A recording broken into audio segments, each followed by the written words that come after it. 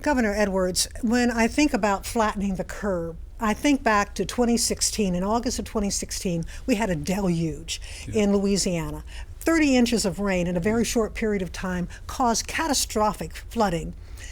Now, if we had that same rain over months, it would not have caused any problems. But this is what we're talking about here. We are facing a flood of cases if we don't change things. Yeah, and the difference is when people were watching the rainfall, there was nothing they could do to stop it. But we have everything to do with whether we're going to flatten the curve. What we have to do is we have to slow the spread so that the graph doesn't peak too quickly, too high, because that will overwhelm our capacity to deliver health care. So we need to flatten the curve, extend the duration of this event so that we don't overwhelm our capacity to deliver health care. And that's how we're going to save lives. That's how we're going to get through this in much better shape. And it's up to everyone to play the part that they've been given. And it's not the part that they wanted, it's not the part they asked for, but we have to do this together as citizens. We have to be good neighbors to one another. And that's why these mitigation measures are so important, Sally Ann.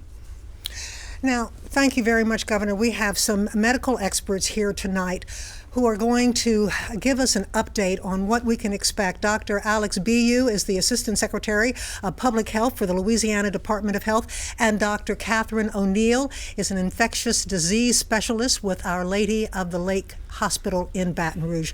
And we thank you both for joining us. And Dr. Bu, I want to start with you. Let's talk about testing. We have to know where this virus is, and that's why testing is so crucial. How is that going right now?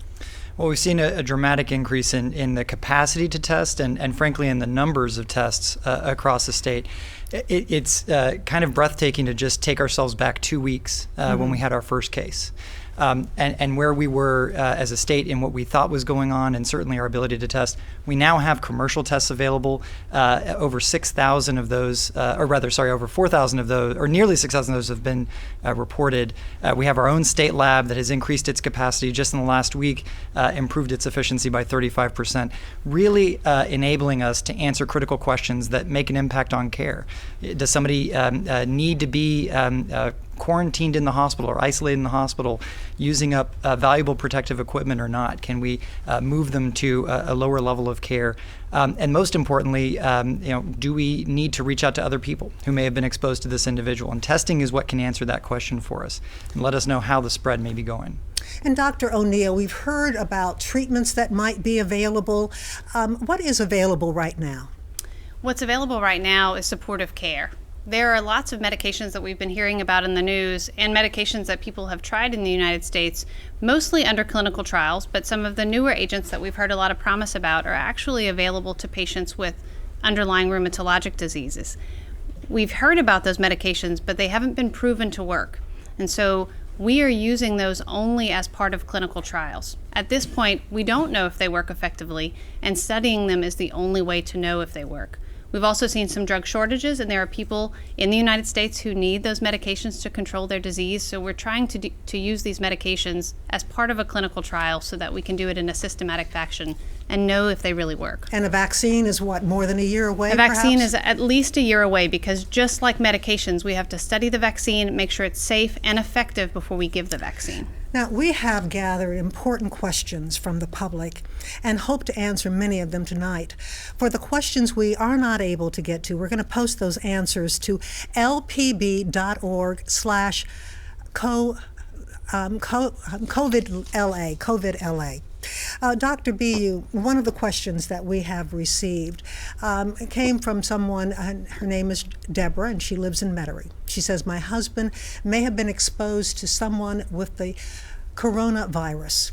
I have come down with a cough and a headache today. Should I get tested? And also, we'll let you answer that question first.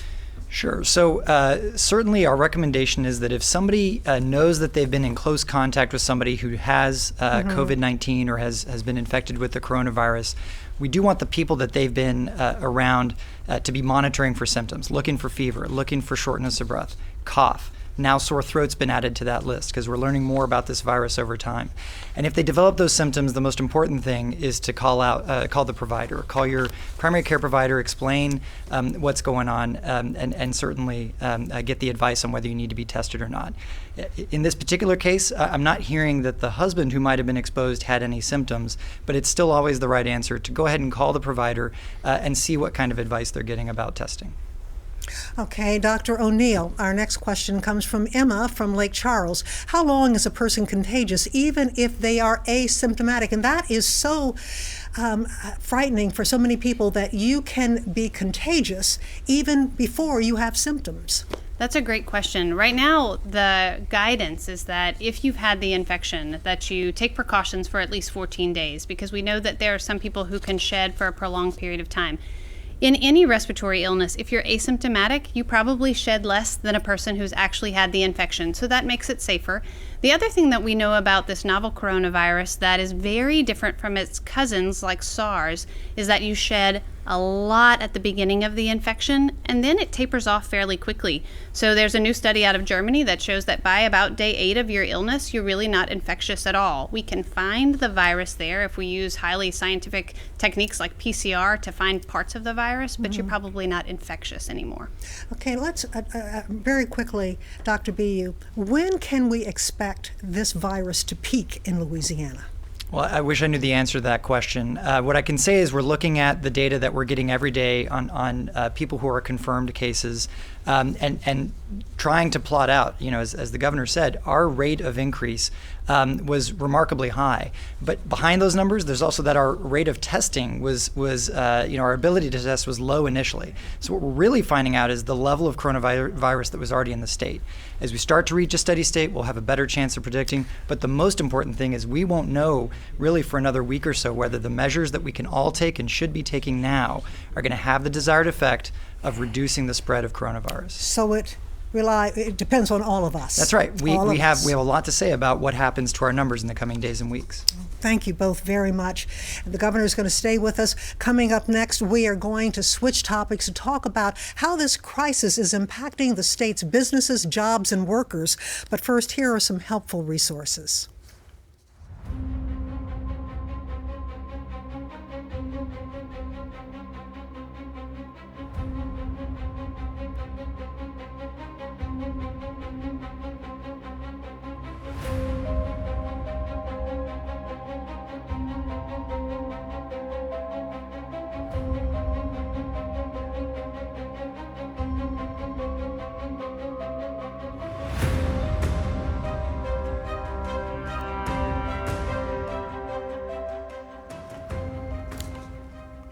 We're going to turn our attention now to the impact COVID-19 is having on Louisiana's businesses and industries and its workers.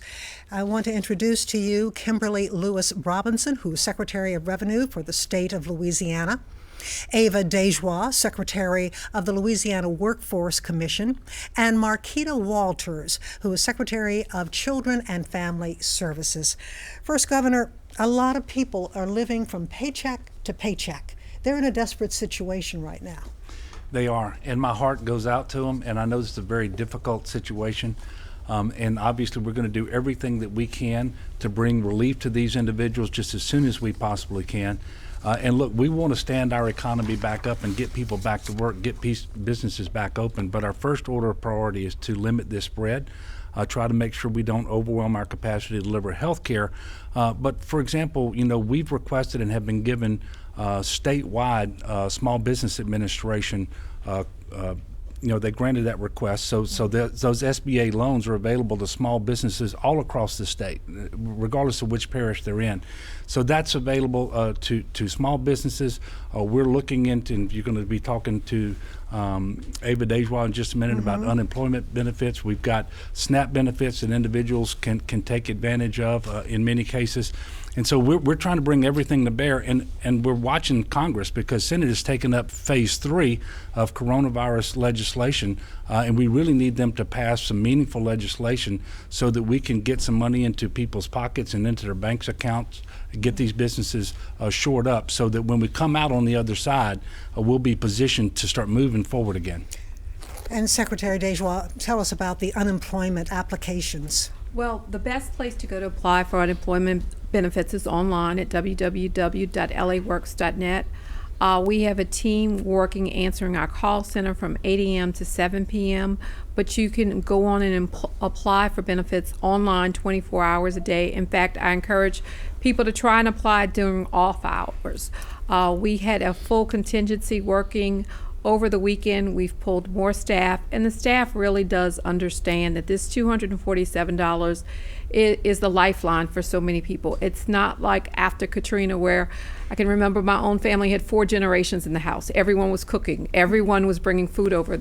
This is it. This is all the benefits right now that are readily accessible for individuals. Now, the number, I understand that the phone lines, they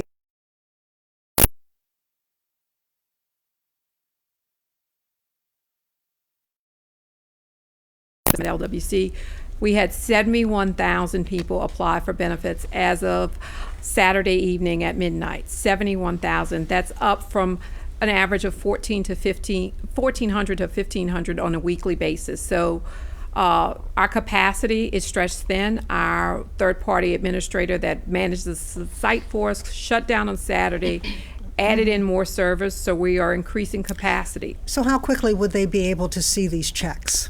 The checks are starting to be cut this week. Okay. So the governor, through his executive orders, waived the week of waiting. So the week of waiting is waived, and the governor also waived work search for Louisiana citizens. Okay, and Secretary Walters, tell us about SNAP. And this is a food program that is so necessary right now. Absolutely. And this is really confusing to a lot of people in Louisiana because we're used to disaster food stamps, and we think that that's what this is, but it isn't. DSNAP is not available right now. The federal government has not allowed that. What we have is we're opening SNAP to people that have been, their income has changed because they're now not working. Yes. They're staying at home. So if you've never been on SNAP before and now your circumstances have changed, we're encouraging you to please go and come online and do the application. It's no longer that you have to walk to an office to do this. It's an online application. And the easiest way to get all the information is to text 898-211 and text GET SNAP. Get SNAP. That will give you facts and figures. It will give you the application. It will give you a chart. You can click and see how much you would be eligible to receive should you become eligible. So we're really encouraging that. And another thing that Congress has done has given us the ability to raise the level to the maximum for those that are currently on the program but don't get the full benefit. Now that has been turned down by Congress for us as well. A lot of it is going to depend on Congress and the action that they take in the coming days and weeks. Secretary Robinson, tell us about how this is all affecting revenue for the state. Well, as Secretary Dejoie and Secretary Walters spoke about the increased numbers of applicants, of course, those are people that are not working. A large portion, at least a third of our revenue, comes from individual income. So if people aren't working, that's going to have an impact on our revenue. We are starting to see those decreases as we are starting to see people ask questions. Are you extending the due date for income tax? We did that today. We issued that information bulletin. So the due date for the May 15th income tax is now July 15th. We did what the federal government did. So that relief has been made available to our citizens. We also did an extension for our sales tax. We know that for small businesses, the sales tax due date, that was last Friday. That's something that will help them stay afloat for a little while longer. We extended that to May 20th. These are very important things for them. And very good news for a lot of people. It gives them a little relief. Now, we've gotten so many questions. Secretary Dejoie, one of the questions we're seeing most often was asked by Maddie of New Orleans. She says, I am a restaurant worker and my employer is cutting back and let me go.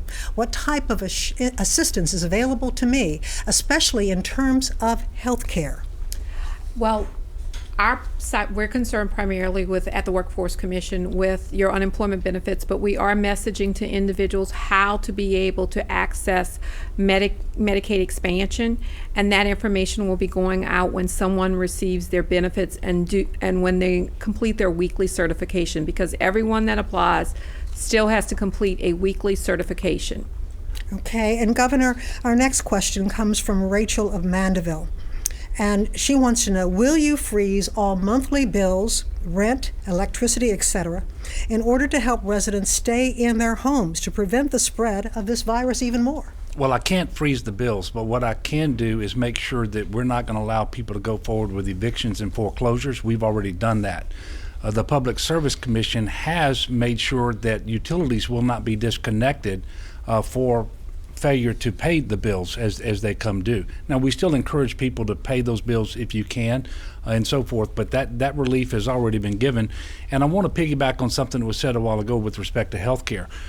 Because the Medicaid expansion is capped at 138% of the federal poverty level, there were individuals before who couldn't get onto the Medicaid rolls.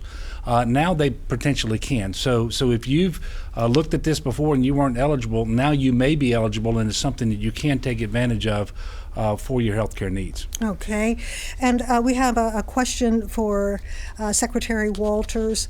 It's from Josh of Bossier. Some of us are struggling to feed our families due to time off. Is there, I think we've already talked about that, the temporarily opening the food stamps to those who normally would not qualify, and what resources are available to my elderly grandmother? I would really encourage the grandmother to check in with her local council on aging. We are doing feeding programs through that. Meals on Wheels is available. We're getting food out to our elderly. She certainly should be applying for food stamps. If she's not already on the SNAP program, we would want her to do that, because we really are watching our elderly very closely. We really want to take care of those nearest and dearest. And Secretary Robinson, this question comes from Ashley in Shreveport. She says, how are you helping small businesses, restaurants? How do you foresee them being able to stay in business when all this is over? How do you suppose the many employees are going to survive? So in addition to the tax relief that I talked about, we at the Business Emergency Operations Center are working every day with small businesses to make sure they have resources available. We're also doing things, we're partnering with the Restaurant Association to make sure those restaurants have opportunities to partner with existing resources. For example, with the school program, if there's a restaurant that could partner with the school to help deliver meals, we're doing that, connecting those resources together. We're also making sure people know that you can go into restaurants that are still open to get your meals. Takeout is available from those restaurants. We're doing ad campaigns with them. We're also making sure, for example, that sales tax extension. We're also doing things like the extension of other taxes that restaurants may have to come due. We're making sure we work with them on that. Daily calls I do with the businesses around the state and those business organizations. What are your needs? What are you seeing? How do we make those things available to you? How do we partner? What do we need to do to make a difference so that you can stay afloat? We're also partnering with the Workforce Commission on retraining dollars that I'll let Secretary Dejoie talk about for those workers that are in the restaurants that may need to be retrained in another way. So we have rapid response funding that we can help to train those individuals, and we're also working with employers that are hiring right now to do virtual job fairs and recruiting events to retrain individuals and get them directly back into the workforce. Governor, are you hopeful that after this is all over that we'll be able to bounce back? Yes, I am. And look, we're going to get through this, and we're going to come back, and we're going to do it together. And I think everybody should have hope. In the meantime, however, we have to be intensely focused on the task at hand, and that is doing our part to minimize this spread, and so that we can get through this and do it in the best fashion possible. I have every expectation that in a matter of weeks or months, we're going to be past this for the most part at least, and resuming life as normal, and then things are going to get back the way we want them to be in Louisiana. From your lips to God's ear. Absolutely. Thank you very much. And now we are going to take a break, and we're going to turn our attention. I believe we've already answered this question about the Louisiana tax date that has been extended. Extended to July 15th. Till July 15th. Okay. Now coming up next, we're going to turn our attention to the impact this is having on our educational system from K through 12 to higher education. But first, here are some helpful resources.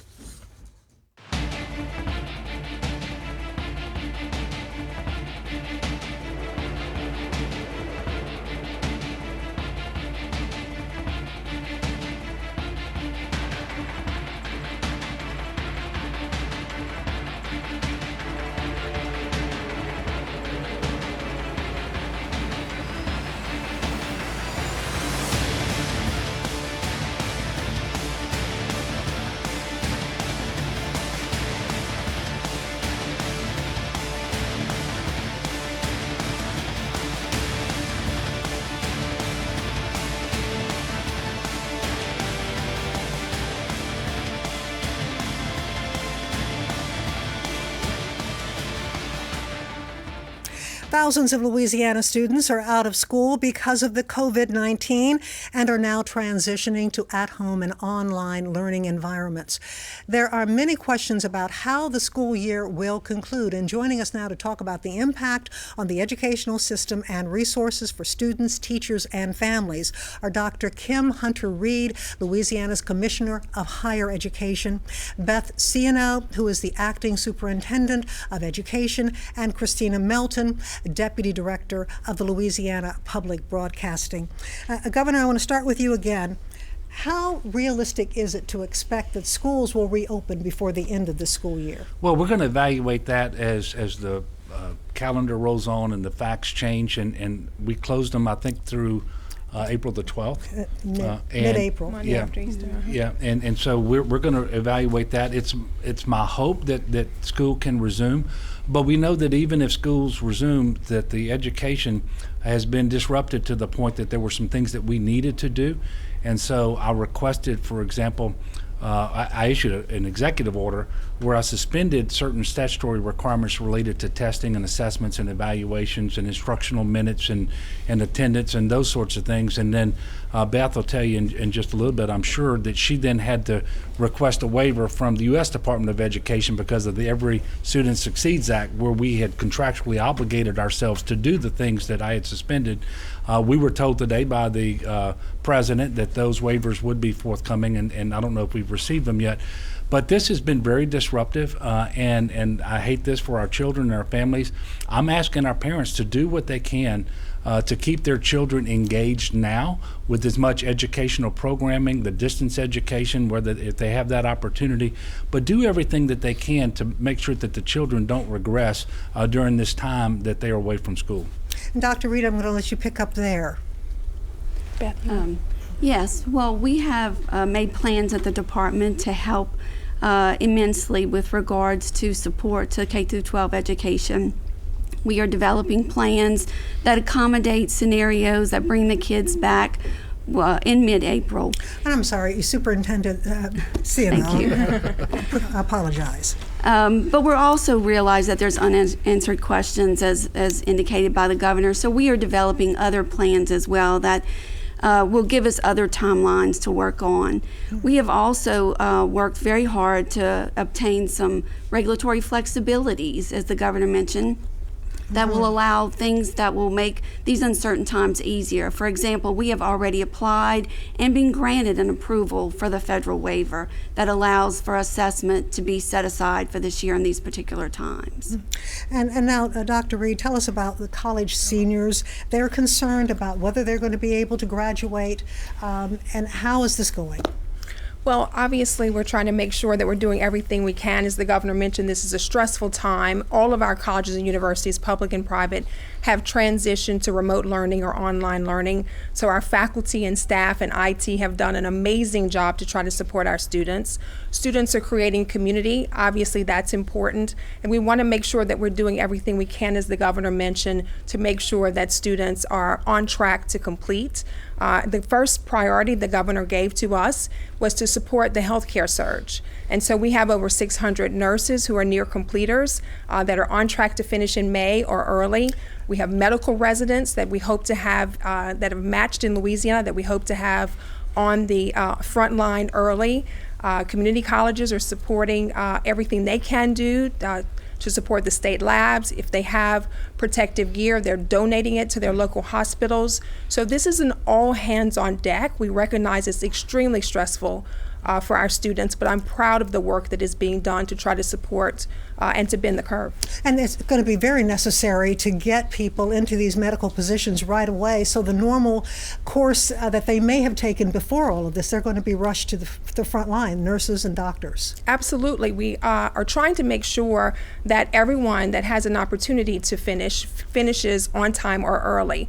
Now, the governor had to support us through an executive order because nurses were doing their clinicals. And level 1 hospitals and nursing homes clearly were prioritizing protective gear for their doctors and their nurses. So clinical faculty and students were moved out of clinicals, which means we needed to have an option to keep them on track to complete. So the governor did an executive order so that students could do simulations. They will still have high quality support and education that they need to get in to the profession, but we had to make sure that we could keep them on track or accelerate them, and we're doing that. And you mentioned something about protective gear, and that's something that a lot of people are concerned about. Where do we stand as far as protective gear for those first-line defenders? Well, first of all, we're not alone, but we don't have all the PPE that we want, whether it's the N95 masks, the gloves, the face shields, you name it. We're working with FEMA because that's how we're acquiring PPE as a state. As we've been instructed to do by the federal government, we're making requests. There have been shipments from the National Defense Stockpile that have come into Louisiana. As soon as those things come in, we're pushing them out to the various parishes that have made the request. In the meantime, we're also trying to procure these items on the market, as are all the healthcare providers through their normal vendors. Yes. And so it's everybody's working as hard as they can. I'm not going to tell you we have all that we want or that we know that we're going to be able to get all that we need, but we're working extremely hard. It's a conversation that we had today with the vice president, in fact, on the phone with as part of the task force that he stood up on coronavirus. And Christina Melton with LPB, I want to talk about going back to the educational picture.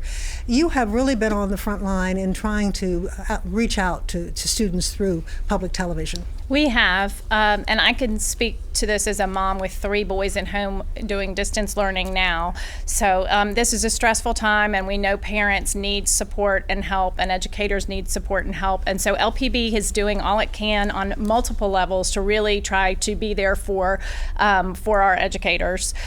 We've created a broadcast schedule where people who do not have access, a lot of our citizens don't have access to the internet or computers, and so we have created a section of our broadcast schedule from noon to 5 every day with middle school and high school social studies and science content that we've been working on with the Department of Education very closely to develop. And then we also have our award-winning PBS Kids programming in the morning every day from 5:30 a.m. until noon. And then we also have the 24/7 PBS Kids channel, which is just award-winning educational content, which is the only educational content recommended by name by the American Academy of Pediatrics for helping early childhood outcome. Bravo. So we're very proud of that. In addition to that, we've created an online learning web resource called that you can access at lpb.org/at-home, and it has hundreds of resources, digital resources for educators that are free online, standards-based materials for every grade level and every subject that teachers can go and access. And then we also have a service called Bright by Text, which is a free texting service for parents that they can sign their children up and receive free texting information localized to tell them about things that are coming up with the Department of Education and other resources and other parent tips that can help ease stress in this time of great concern. And you can feel the pain. You're a mother of 3. I can. It is real. I'm going to go to Superintendent Ciano. This is very important. Meals for children. School may be out, but children still need their meals. Where do we stand with that? Well, we have been working closely with those school districts who have been providing meals to the students. They have faced some challenges with regard to that and have done a wonderful job. We are so appreciative of all the work that they've done in serving our students.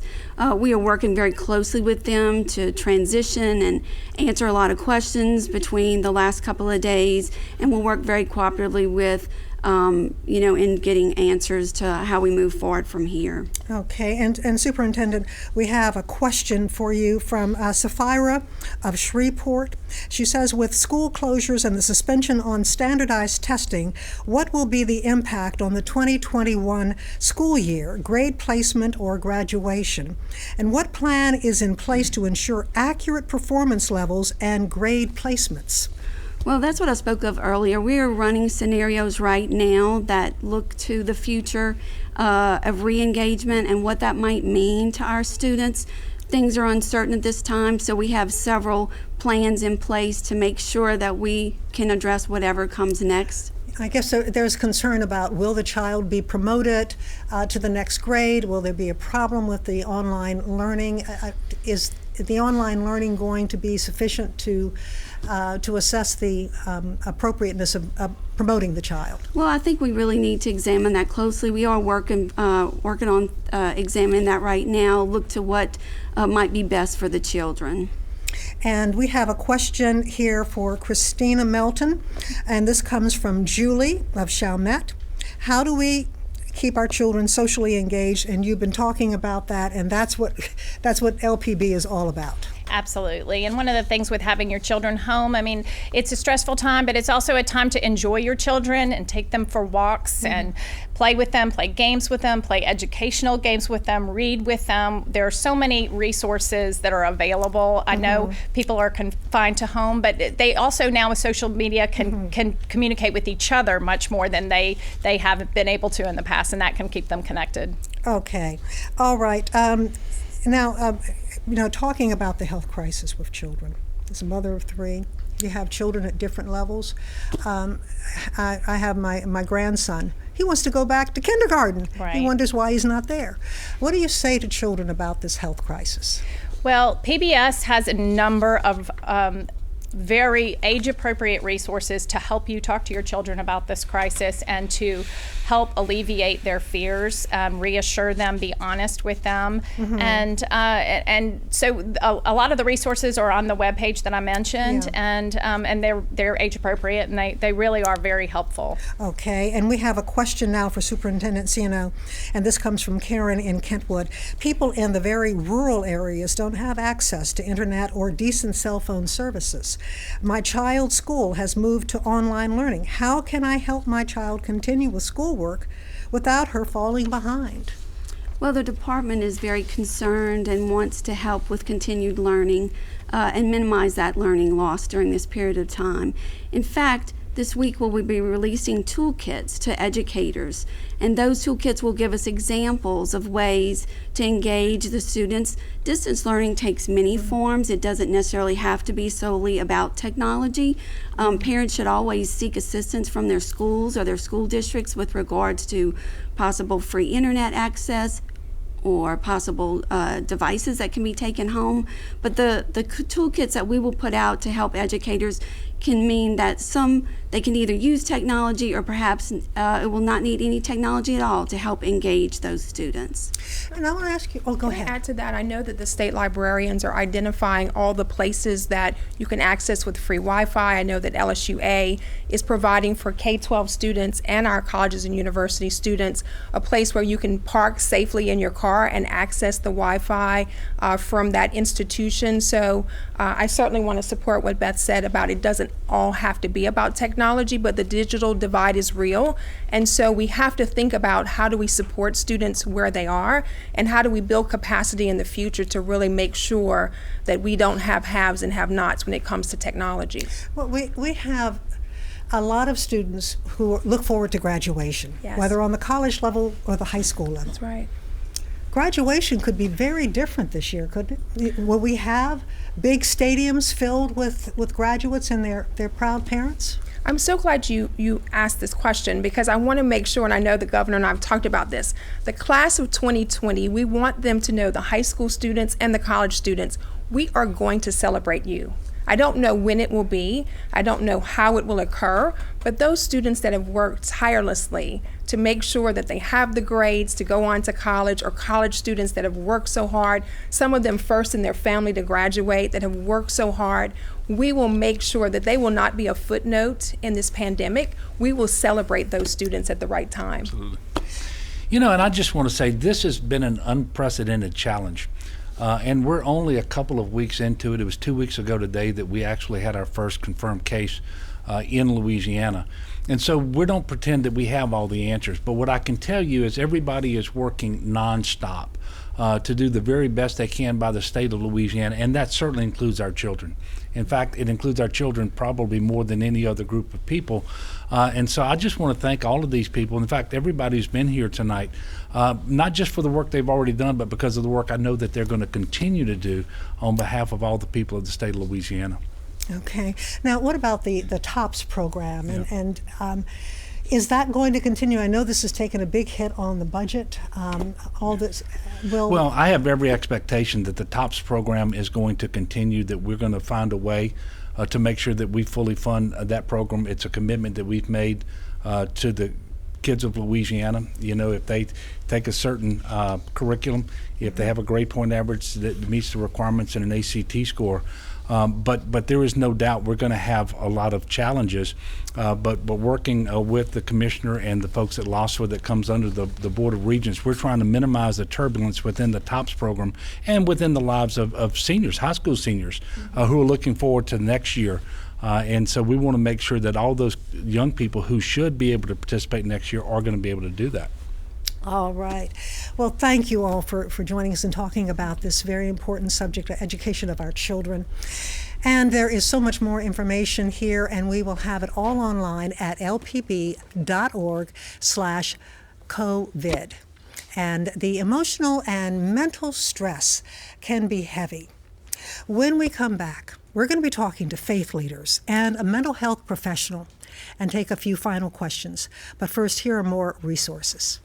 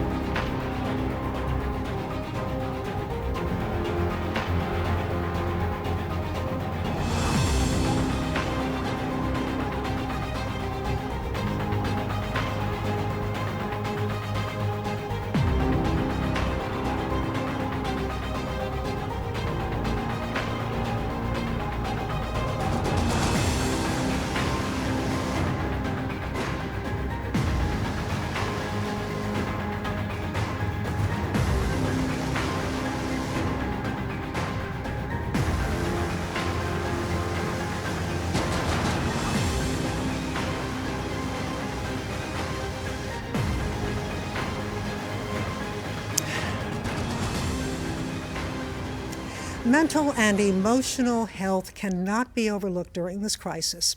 We are being joined right now by Dr. Jim Hussey, Medical Director for the Office of Public Health, along with Dr. Sam Tolbert, who is President of the National Baptist Convention of America International Incorporated, and Bishop Michael Duca of the Diocese of Baton Rouge. And we thank you all for joining us. And I want to start with you, Dr. Hussey. What kinds of, I know that there are lines open now where people can call and get counseling. What are you hearing from people? Well, obviously there's a lot of anxiety out there, and there's a question about, will I be able to continue to have the services that I've been having? So if someone has a mental health or substance use issue, of course, one of the main questions they have, will they continue to be able to see their provider, get their therapy, get their services, get assessed? And the answer to that is yes.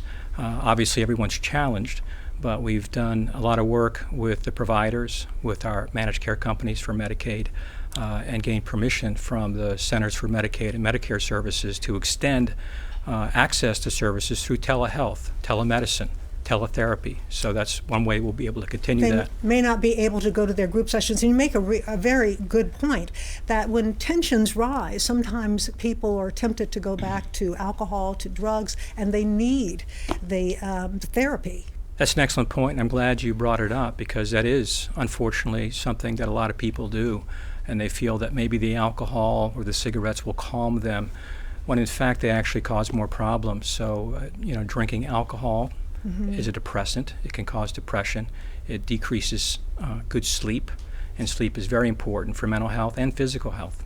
And also exercise, getting outside and doing things. Another excellent point. I think some of the advice that I'm giving friends, family, and others that I talk to is to create a schedule. It's very important to have structure for adults and for kids. And when you make that schedule, make sure you include things like exercise, regular meal times, meetings with family. Schedule in time to call friends and family that may need additional support. But exercise is critical. I exercise at least 3 times a day. Walk, ride a bike, do YouTube exercises. Yeah. Well, I did something. I was outside and I was giving a little speech on, Facebook. And someone said, go back in your house. But this stay-at-home order does not keep people from going out as long as they keep their distance. Yeah, you need to practice social distancing and make sure that you don't come into contact with people. But we do encourage people to go outside, go into the yard, play. Encourage your children to do that. I mean, that's one way that you can actually continue to live with your children whenever you have them at home for an extended period of time. But those sorts of things are not only allowed under the stay-at-home order, but they're actually encouraged. And so tell us more about the stay-at-home order that people are confused about, being locked up in their house, or what can they do? Well, first of all, I want everyone to understand that the stay-at-home order was fashioned in reliance upon CDC guidance, working with CISA to figure out who the essential workers are and the essential businesses that need to stay open. That's the Cybersecurity and Infrastructure Security Agency, that's part of the Department of Homeland Security. And we fashioned this after looking at what other states had done, looking at what the president did when he said 14 days to flatten the curve, and he lowered the groups to 10 people that you should be with. And so we took all of that into consideration. We issued the order. We believe it's absolutely essential for people to adhere to it, to conform their behavior to the order if we have any chance to flatten the curve in the near future. And that is the only way we're going to prevent overwhelming our capacity to deliver health care. And again, what is the window for flattening this curve? Well, the problem is that people will be positive 14 days from now from a spread that happens today. The sooner we conform our conduct, the better we're going to be. But at some point in the future, you can't go back and change anything you didn't do yesterday. But starting right now, conform your behavior to the executive order. Do all the social distancing that you see on TV from the federal government, from state government. That's the only way that we have to flatten this curve. There is, and I'm so glad that Dr. Colbert and Bishop Duca are here, because at a time like this, people are looking for answers. And I know there's an old saying, when fear knocks, let faith answer. Dr. Tolbert, what do you say to people right now who are dealing with this fear? Well, one of the things I've been noticing, of course, people are watching the news media more. They're on social media, and they're hearing a lot of information. Much of it is factual, but some of it is just bad news, even though it's factual. And that depresses people. So I suggest to people of faith in particular that they spend more time on a daily basis feeding themselves with scriptures from the Bible so that they can hear some positive things and see some positive outcomes that are in the scripture, and know that the God of the Bible is also the God of today, because we see a lot of misery around us right now, but the Bible talks to us about the mercies of God and how they are new every morning to meet the challenges that we are facing on a daily basis. And Bishop Duca, I have a question for you. We received the news today about Archbishop in New Orleans and Archbishop Gregory Amen, who has contracted the COVID virus. Do you know anything about his condition right now? No, all I know is probably old news now, but that all he had was a slight fever bump, and so he went and got checked, and that's the most I know. He was proved positive that he has the virus. I guess it'll depend now to see how hard a case he has, but I texted him today and called, left a message for him. He texted me back that thanked me for my prayers, and so he's getting around enough to answer his text. So. A lot of prayers are going up for Yes. Archbishop Amon. I want to ask you, there's a question that I would like to ask you about. And this question comes from, let's see, where is that question? Do we have that question? Okay. This comes from Monique in Alexandria. What would you say to other pastors about the importance of being creative to meet the spiritual needs of their congregation? I have to tell you, I don't think I have to tell them anything. I mean, before I even got online with the Mass, most of my priests were either trying to either stream Masses, they're encouraged, their Bibles. I've been calling my priest all week to talk to them and see how they're doing. The Bible studies are going online. They're going by conference calls on the phone. People are connecting. Pastors have not only Mass being streamed daily and on Sunday. We have one pastor that at 9 o'clock every night, he calls it evening prayer and check-in. He has evening prayer and just open conversation on the web and a chat room that you can check in on. The people and the pastors are really doing a lot of good work. And they're also using old technology. They're finding that prayer trees, for example, that are already connected through phone lines are a good way to pass information. So there are all kinds of ways that people are trying to stay connected with their community of faith. Okay. And now, Dr. Tolbert, I want to ask you about this. All faiths are based in love. Yes. All faiths talk about the importance of love. In obeying this order by the governor, isn't that a way of showing love to our neighbors? When I'll just say this to you. Today I was at a Walgreens, and I looked across the store and I saw a lady, and I just stayed back, and I just felt I was showing her love by not getting close to her. And I just think that we need to make that clear, that this is about our faith. When we do things that will stop the spread of this disease, Yes. then we're showing love. Yeah, I think, we're so accustomed to a hug expressing love. But for the time that we're in, the distance that we keep from people to prevent them from getting infected with this virus is an expression of love. And it's just like this afternoon, I would have loved to shake the governor's hand when he walked in the studio. I almost went up there myself. To keep him from getting infected or me, I kept the distance. Yes. And I think it is an expression of love in a new way. Just like, we're reaching out now, many of our churches, to some of the seniors in our church and making sure that every day each one of them is checked on. Because again, they're not going to be coming into the worship space on Sundays. So there's a whole lot of time lapping between the time that we'll see them again. So we're trying to get people to check on them. That's an expression of love, and you don't have to go to their door all the time to check on them. You can call them. Call them. Text just them. a call. Yes. And I think maybe people are reaching out more, Governor. It's about being a good neighbor. Absolutely, and I'm reminded of Luke chapter 10. That's all about being a neighbor. Who was the neighbor to the robber's victim? Well, we have to find new ways to be neighbor in light of the challenges presented by this virus and this disease, COVID-19.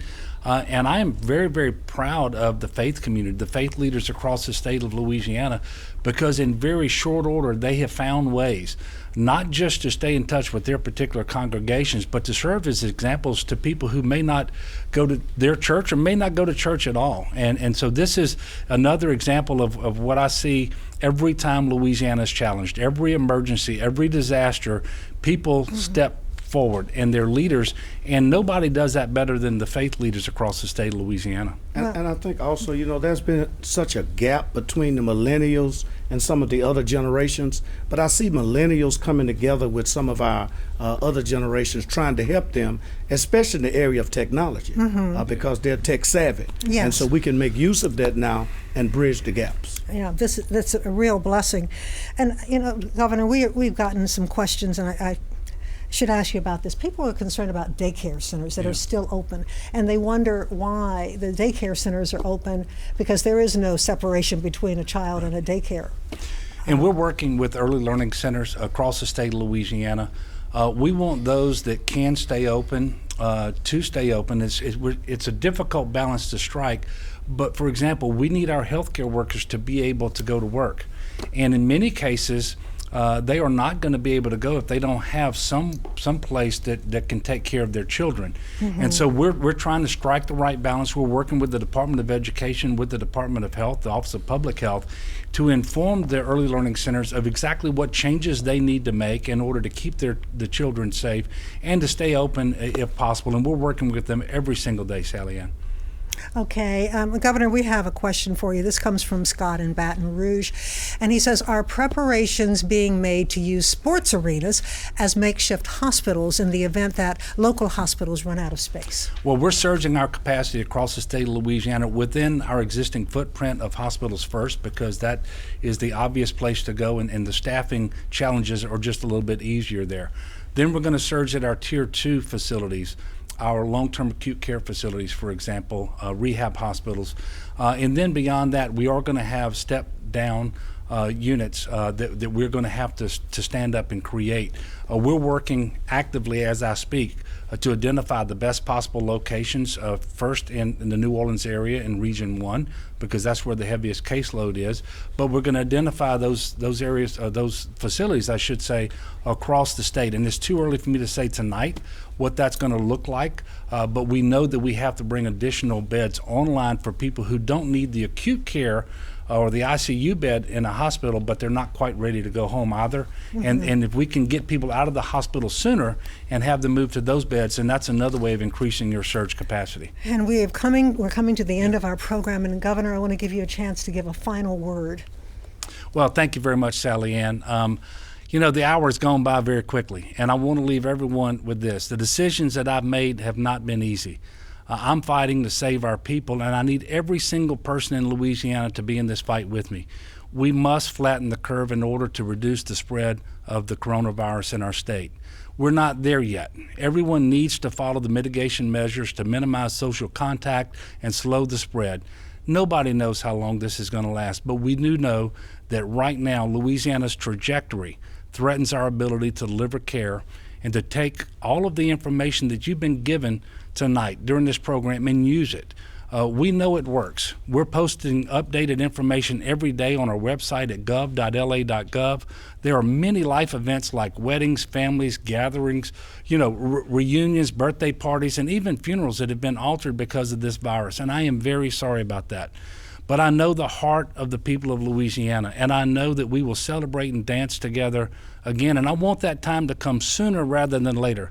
So please, stay home, stop the spread, and save lives. Isaiah 41:10 says, "So do not fear, for I am with you. Do not be dismayed, for I am your God. I will strengthen you and help you. I will uphold you with my righteous right hand." Let's continue to work and pray for one another. God bless you, and thank you. Amen. We want to thank you, Governor. Okay, I'm sorry. I thought we were all out of time, but we have a question for one more question. Okay. And I've heard about fasting. Are you planning a fast? Well, I'm a Catholic, and I fast every Lent multiple times, and certainly it's a Lenten period now.